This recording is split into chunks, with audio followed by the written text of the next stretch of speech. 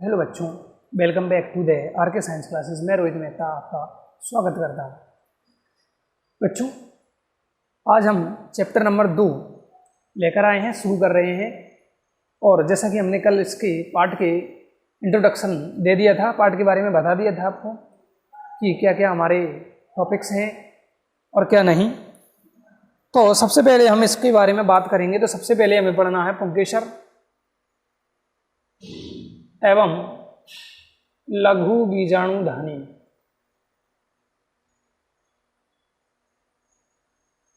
पुंकेसर एवं लघु बीजाणुधानी, स्टामेन एंड माइक्रोस्पोरेंजियम।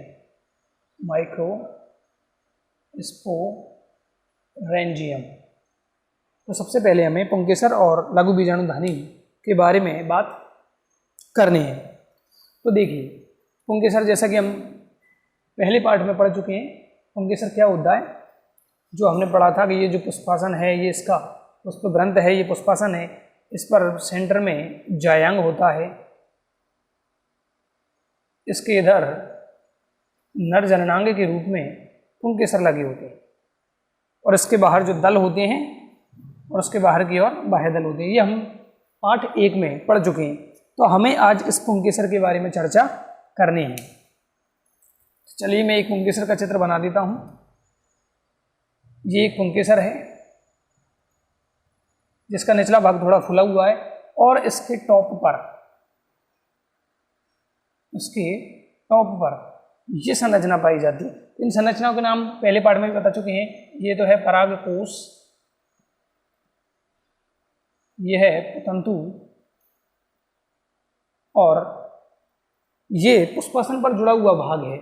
इसके बाद तीसरा पार्ट जो इसका आता है वो यहाँ पर होता है, जिसे कहते हैं यूजी। ये यूजी ऊतक, ये वाला पार्ट पुष्पासन पर जुड़ा हुआ था, इसका कोई नाम नहीं है। तो पतंतु, यूजी, ऊतक और परागकोश, ये 3 पार्ट हैं। तीनों को मिलाकर कहा जाता है पुंकेसर।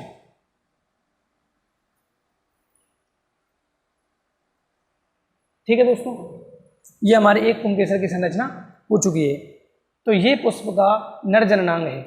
अब इस परागकोश की हम बात करते हैं, तो परागकोश की संरचना कुछ ऐसी है। ये हमने जूम किया है परागकोश को, तो एक परागकोश की संरचना कुछ ऐसी है। अब इसमें हमें दिखाई दे रहा है, ये लंबाई में, पूरी लंबाई में फैला हुआ है। तो इसको देखें हम ध्यान से, तो इसमें ये पालियां हैं। एक पाली ये है और दूसरी पाली ये है।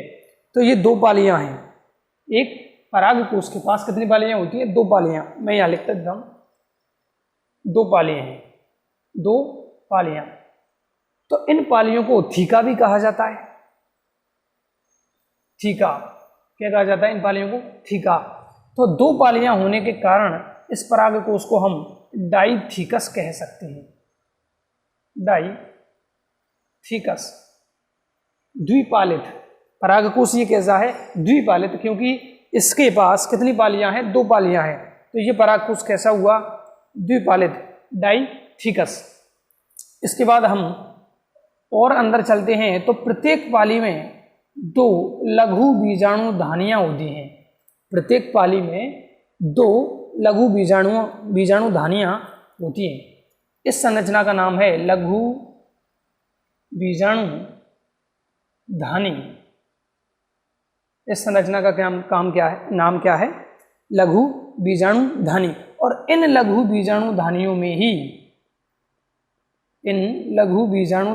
ही पराग कणों का निर्माण होता है, जिनको पोलन ग्रेन्स कहते हैं।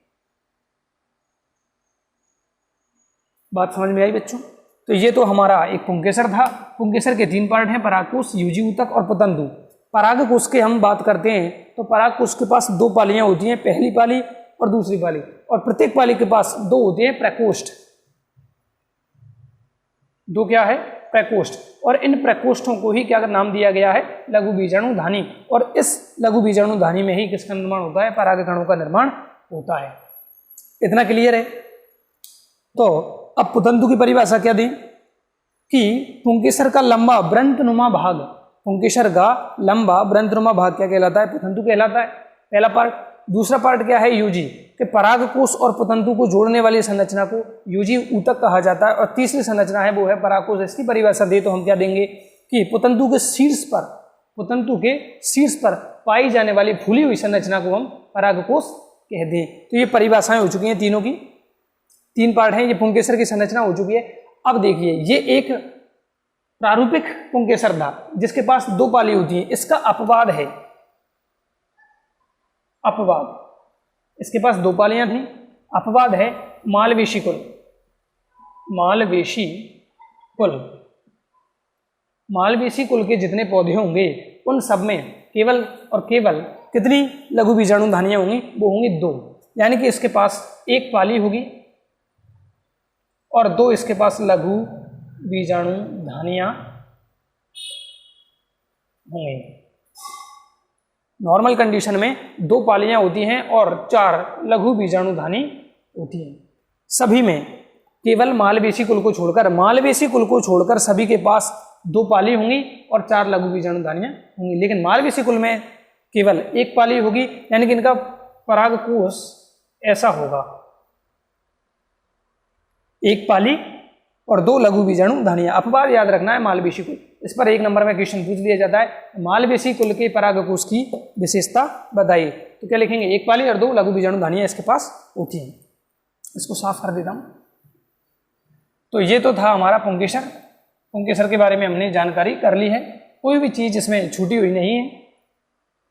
अब आगे बढ़ते हैं हम। अच्छा, मालवेशी कुल के एग्जाम्पल देखते हैं। मालवेशी कुल के एग्जाम्पल आते हैं, भिंडी है, कपास, गुड़हल, जिसे चीनी रोज कहा जाता है, गुड़हल को चाइना रोज।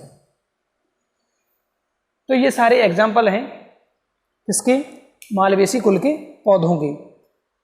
अब हम बात करते हैं कि इस लघु बीजाणु धानी जो है, उस लघु बीजाणु धानी का निर्माण कैसे हुआ, कहां से लघु बीजाणु धानी बनी, तो उसकी चर्चा करते हैं। तो देखिए कि जब परागकोश बना होगा तब उसके पास कुछ नहीं था, केवल एक एपिडर्मिस थी। क्या थी उसके पास, केवल एक एपिडर्मिस।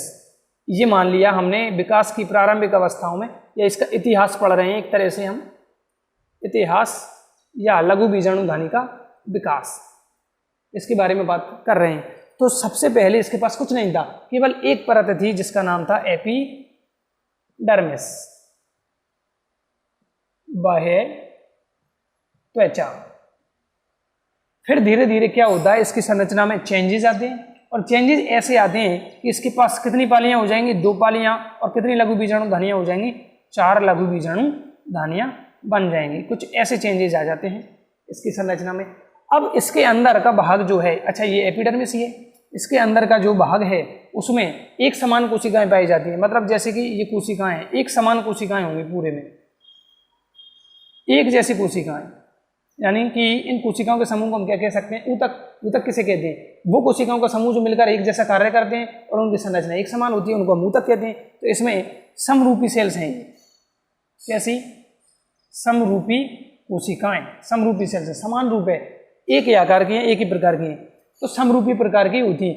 अब और अधिक परिवर्तन होने के कारण इनमें क्या होता है, अभी 2 पालियां थी, धीरे धीरे और अधिक परिवर्तन होने के कारण प्रत्येक पाली में 2 लघु बीजाणु धानियों का निर्माण हो जाता है। तो ये बन जाती है लघु बीजाणु धानियां।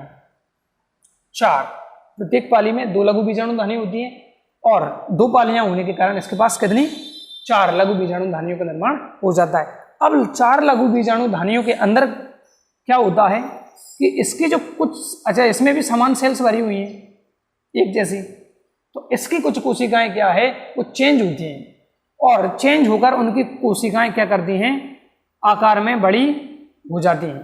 आकार में बड़ी होकर इनका कोशिका द्रव्य भी सघन हो जाता है और इनका केंद्रक भी स्पष्ट दिखाई देने लगता है। दोबारा बताता हूं क्या हुआ कि जो लघु बीजाणु धानी बनी उसके अंदर की, यानी कि अधस्त्वक कोशिकाएं, हाइपोडर्मल सेल्स की कुछ कोशिकाएं क्या करती हैं, आकार में बड़ी हो जाती हैं। आकार में बड़ी हो गई, साथ में उनका कोशिका द्रव्य कैसा हो गया, सघन हो गया, दिखेगा, और केंद्रक भी उनका स्पष्ट हो जाता है। ऐसी कोशिकाओं को जो स्पष्ट हो चुकी हैं उनको हम कहते हैं प्रपशु कोशिका,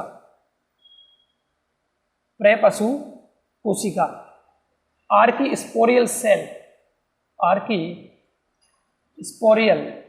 सेल, उस प्रपशु कोशिका को हम आर्कीस्पोरियल सेल्स भी कहते हैं। अच्छा, कितनी प्रपशु कोशिकाएं बन रही हैं एक साथ? 4 लघु बीजाणु धानियां, प्रत्येक में एक प्रपशु कोशिका बन रही है। तो हमारे पास कितनी? 1 2 3 4, यानी कि 4 प्रपशु कोशिकाएं बन रही हैं। अच्छा, 4 प्रपशु कोशिकाओं को मिलाकर हम क्या कह सकते हैं? प्रसूतक। ये ऊतक का नाम है। चारों कोशिकाओं के समूह को प्रसूतक कहते हैं और एक सेल को हम प्रपशु कोशिका कहते हैं। प्रपशु या प्रसु कोई दिक्कत नहीं है। तो हमारे पास क्या हो गया? 4 प्रपशु कोशिकाएं। अच्छा, अगर एक प्रपशु कोशिका होती है तो उसको कुछ अलग कहते हैं, और जब 4 प्रपशु कोशिकाएं एक साथ बनती हैं तो इस प्रकार के बीजाणुधानी के परिवर्तन को सुबीजाणुधानीय परिवर्तन,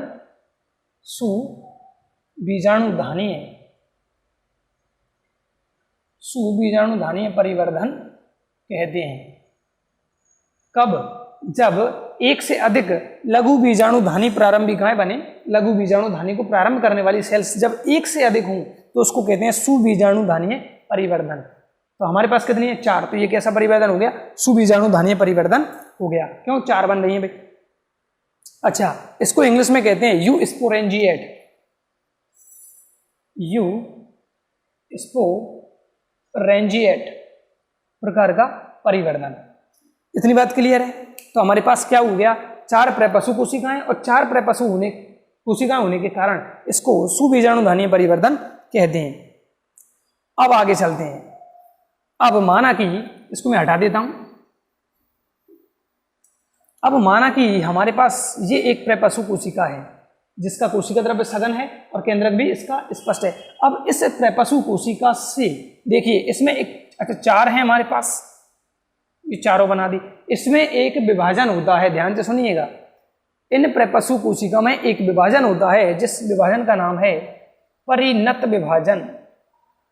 अब ये परिणत विभाजन क्या है? सर हमने तो अर्धसूत्री और समसूत्री विभाजन का नाम सुना है, एक और सुना है असूत्री विभाजन। ये परिणत विभाजन कौन सा है? तो परिणत विभाजन को पेरिक्लिनल भी कहते हैं, डिवीजन। ध्यान से सुनिए, परिणत विभाजन क्या है? जैसे कोई एक सेल है तो इसका विभाजन होगा परिधि की ओर, मतलब 1 से 2 कोशिकाएं बन जाएंगी, परिधि की ओर बनेगी, यानी कि यहां से डिवाइड हो जाएगी। तो इन सब का क्या होगा? ये डिवाइड होंगी सेल्स। इस विभाजन को कहते हैं परिणत विभाजन, पेरिक्लिनल, परिधि की ओर होने वाला विभाजन क्या कहलाएगा? परिणत विभाजन। अब क्या हुआ? परिणत विभाजन होने के बाद एक सेल से कितनी सेल्स बन गई? 2 सेल्स बन चुकी हैं। बड़ी बना देता हूं। एक प्रपशु कोशिका विभाजित होकर क्या बना देती है? परिणत विभाजन द्वारा विभाजित होकर 2 कोशिकाएं बना देती है। कितनी कोशिकाएं बना देती है? 2 कोशिकाएं। अब इन दोनों कोशिकाओं को ध्यान से देखिए, एक इसमें बाहर की ओर होगी, हम जब पूरा परागकोश बनाएंगे तो एक सेल होगी बाहर की ओर और दूसरी सेल होगी अंदर की ओर। तो बाहर की ओर जो कोशिका होगी उसे कहते हैं प्राथमिक भित्तीय कोशिका। कौन सी? बाहर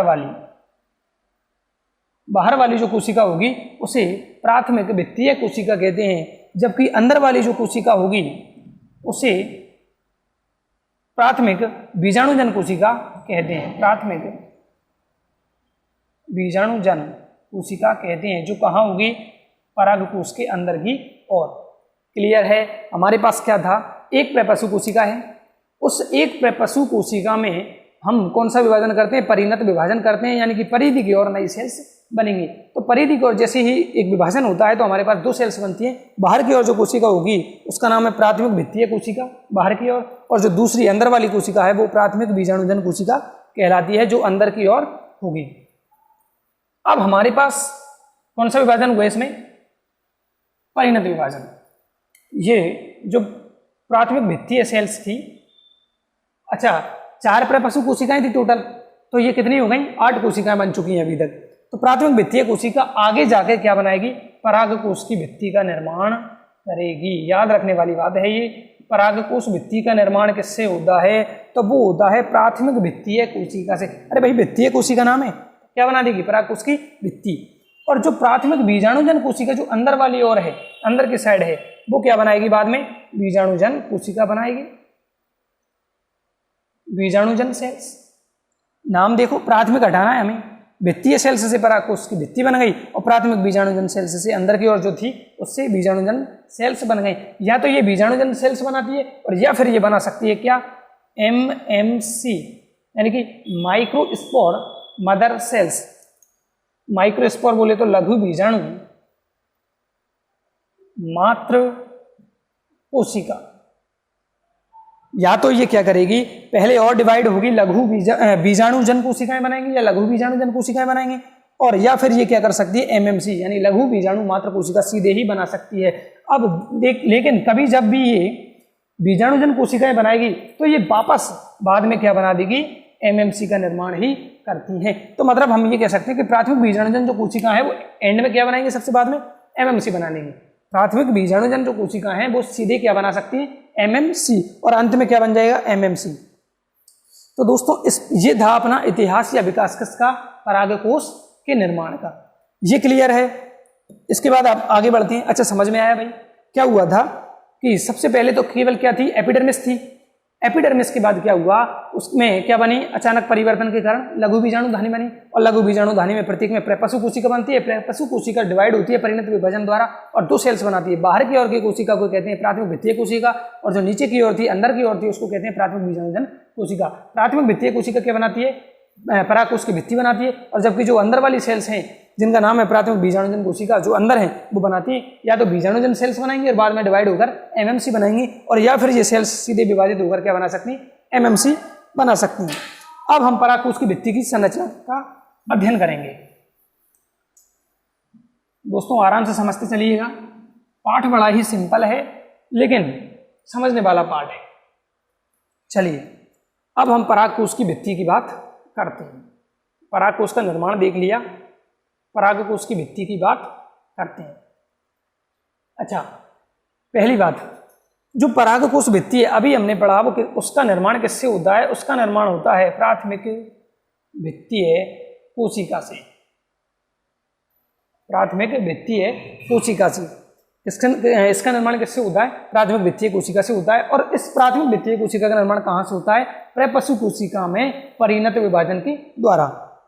इतनी बात क्लियर है। अब देखिए, जब ये पूर्ण परिपक्व होगा, परागकोश जब पूर्ण परिपक्व होगा तो इसके भित्ति में 4 स्तर दिखाई देंगे। परागकोश भित्ति में कितने स्तर दिखाई देंगे, 4। सबसे पहले जो आएगी वो होगी हमारी बाह्य त्वचा, वही एपिडर्मिस। एपिडर्मिस क्या है, एपिडर्मिस क्या है, सबसे बाहर की जो त्वचा होगी उसे एपिडर्मिस कहते हैं। तो ये पहली बाह्य त्वचा एपिडर्मिस होती है। दूसरी जो आती है उसमें उसे कहते हैं अंतस्थीसियम, इसको इंग्लिश में कहते हैं एंडोथीसियम। पहली परत है बाहर, सबसे बाहर की परत को कहते हैं बाह्य त्वचा। उसके बाद जो दूसरी आती है उसको कहते हैं अंतस्थीसियम, एंडोथीसियम।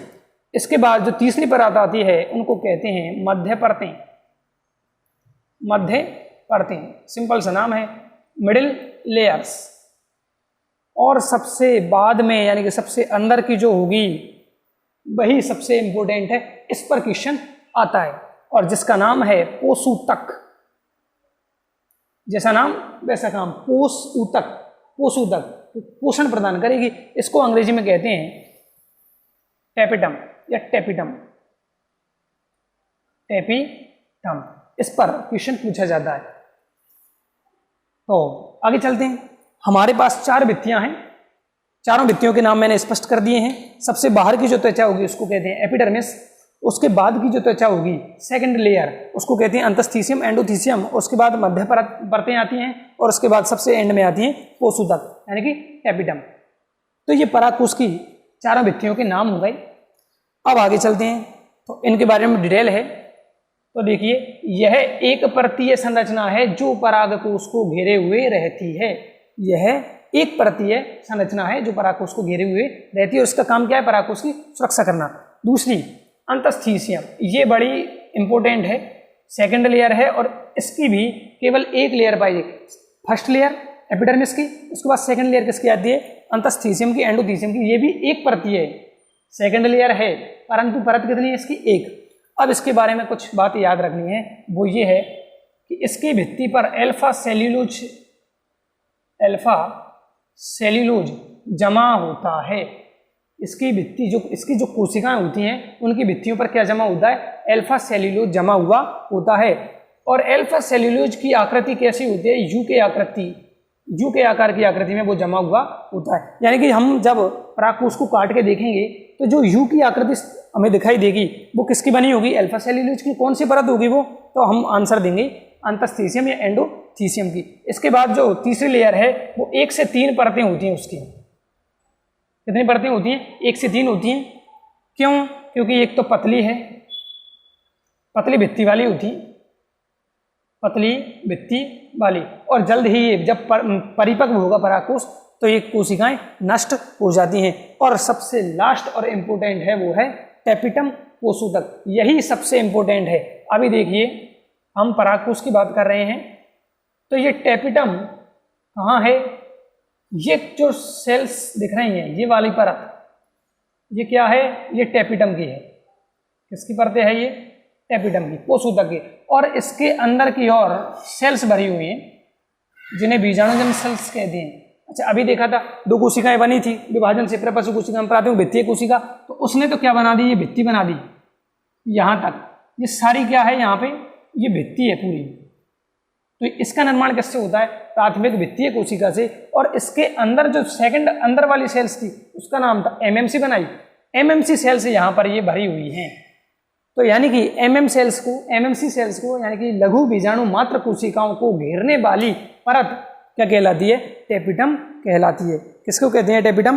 परागकोश की सबसे भीतरी परत, परागकोश की सबसे भीतरी परत भित्ति की, जो किसको घेरती है? परागपुट को। इसका नाम क्या है? परागपुट। जो परागपुट को घेरती है उसको हम क्या कहते हैं? उसको टेपिटम, या हिंदी में बात करें तो उसको कोशोतक कहते हैं। अच्छा, तो कोशोतक की बात चल रही है। अभी इसके कार्य सबसे इंपॉर्टेंट है, वो देखिए कार्य क्या है। सबसे पहला तो है परागकणों को पोषण प्रदान करना। परागकणों को पोषण प्रदान करना। भाई नाम क्या है? कोशोतक। पोषण देगी, किसको देगी? इसके अंदर बाद में क्या बनने वाले हैं? परागकण। तो परागकणों को पोषण प्रदान करना। इसके बाद कुछ और काम है। यूविस्काय व प्रोयूविस्काय का निर्माण। प्रोयूविस्काय और यूविस्काय क्या है वो अभी आगे देखते हैं, लेकिन उन दोनों का निर्माण किसके द्वारा होता है? टेपिटम है। अब देखिए भाई प्रोयूविस्काय का है क्या है? तो ये हमारे पास टेपिटम मान ली हमने। ये लेयर किसकी है? टेपिटम की। ये टेपिटम की सेल्स हैं, 1 2 3 ऐसे सेल्स हैं। किसकी? टेपिटम की। इस टेपिटम की जो सेल्स हैं उनमें कुछ बसीय प्रकृति की, किसकी? वसा की बनी हुई बसीय प्रकृति की कुछ छोटी गोलियां पाई जाती है या गोलिकाएं पाई जाती हैं। इनको कहते हैं प्रोयूविस्काय। दोबारा देखिए, जो टेपिटम की कोशिकाएं हैं, जो टेपिटम की सेल्स हैं, उन कोशिकाओं में बसीय प्रकृति की कुछ कणिकाएं पाई जाती हैं जिनको कहते हैं प्रोयूविस्काय। बात आ गई समझ में? तो ये बसा की है और इसका नाम क्या है? प्रोयूविस्काय। ये प्रोयूविस्काय है। अब प्रोयूविस्काय से यूविस्काय बनता है। कैसे? जब इस प्रोयूविस्काय पर कौन जम जाए? स्पोरोपोलेनिन। जब इस प्रोयूविस्काय पर स्पोरोपोलेनिन का जमाव हो जाए तो अब इसको हम कहेंगे यूविस्काय। स्पोरोपोलेनिन जमने के बाद इस संरचना को कहा जाता है यूविस्काय। बात क्लियर है? सिंपल सी बात है कि जो टेपिटम की सेल्स हैं, टेपिटम की जो सेल्स हैं उनमें बसीय प्रकृति की कुछ गोलीकार या गोलाकार कणिकाएं पाई जाती है जिनको प्रोयूविस्काय कहते हैं। और इस प्रोयूविस्काय पर स्पोरोपोलेनिन की जमने के कारण अब इन संरचना को यूविस्काय कहा जाता है। तो यहाँ तक की बात क्लियर है। अच्छा, अब टेपिटम की जो सेल्स होती हैं वो द्विकेंद्रक की होती है। जब परिपक्व परागकोश होता है तो उसमें 2 केंद्रक दिखाई देते हैं। हर एक सेल में 2 केंद्रक दिखाई देते हैं। ये 2 केंद्रक, यहाँ पर मैंने ये केंद्रक बनाए हैं, ये क्या है? केंद्रक है। लेकिन यहाँ पर कुछ बसा की गोलिकाएं हैं जिनको प्रोयूविस्काय कहते हैं। तो ये मैंने बसा शो की है और ये है केंद्रक। अच्छा, इसके अंदर कौन भरा हुआ है? वही सेल्स एमएमसी भरी हुई है यहाँ पर। तो ये टेपिटम, परागकोश यहाँ पे है तो उसकी 4 परतें हैं। जैसे मान लो ये परागकोश है तो 1 2 3 4 और इसके अंदर सेल्स भरी हुई है MMC। तो ये बात चल रही है हमारी, ये 4 परतें हैं, चारों परतें हो गई। सबसे एंड वाली जो परत होगी वो चारों तरफ परागपुट को घेरे हुए होगी। परागपुट या लघु बीजाणुधानी एक ही बात है। तो ये 4 परतें हैं, 4 परतों की सबसे अंदर वाली परत है वो उसका नाम है टेपिटम, और वही है जो किसको घेरे हुए है, परागपुट को या लघु बीजाणुधानी को घेरे हुए है। और लघु बीजाणुधानी में क्या भरी होती है, MMC सेल्स भरी हुई होती हैं। तो ये हमारा परागकोश के बारे में संरचना है। परागकोश की संरचना हो चुकी है, चारों भित्तियां हो चुकी हैं। अब इसके बाद टेपिटम के काम भी हो चुके हैं। इसके बाद हम परागकोश की संरचना पढ़ेंगे, उसका चित्र बनाएंगे, कैसे फटता है कैसे नहीं फटता, इसको अगले लेक्चर में हम शूट करेंगे, क्योंकि लगभग 25-26 मिनट का वीडियो हो चुका है। तो मैं रोहित मेहता धन्यवाद करना चाहूँगा और भारत माता की जय।